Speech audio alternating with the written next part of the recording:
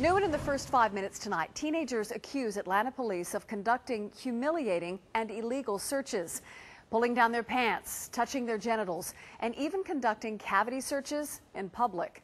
These teens say it was all done to intimidate and frighten them. CBS Atlanta's Wendy Saltzman joins us live from City Hall asking the tough question, how are these officers getting away with this? Well, the Citizens Review Board says this is a pattern, not just of police officers breaking the city's own rules, but they say this can be traced all the way to the department's top brass. The board met here tonight to discuss the suspension and termination of officers they say were accused of being involved in these harassing and intimidating tactics. There's a custom and practice of Atlanta police officers to illegally search people, including to strip search them, to pull down their pants, to touch their private areas, and in some cases to actually do rectal cavity searches out in the field. The intimidation tactics described by Attorney Dan Grossman were the subject of the Citizens Review Board meeting. This type of behavior shouldn't be tolerated.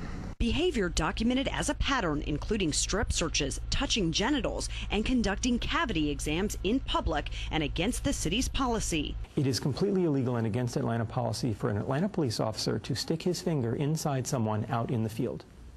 And yet they admit doing it in their own police reports. Dan Grossman represents 3 young men who he says were illegally searched by police. One of the teens was 17-year-old Olajuwon Wilson. Without any reason to suspect him of anything, a police officer stuck his hands down 17-year-old Olajuwon Wilson's pants. In another case, police pulled over 2 of his clients for running a stop sign Grossman says didn't even exist. They wound up pulling down Mr. Venegas's pants and making him spread his butt cheeks by the side of a road. The police found no illegal contraband in either of those searches. Both cases brought before the review board to recommend disciplinary action against the officers involved.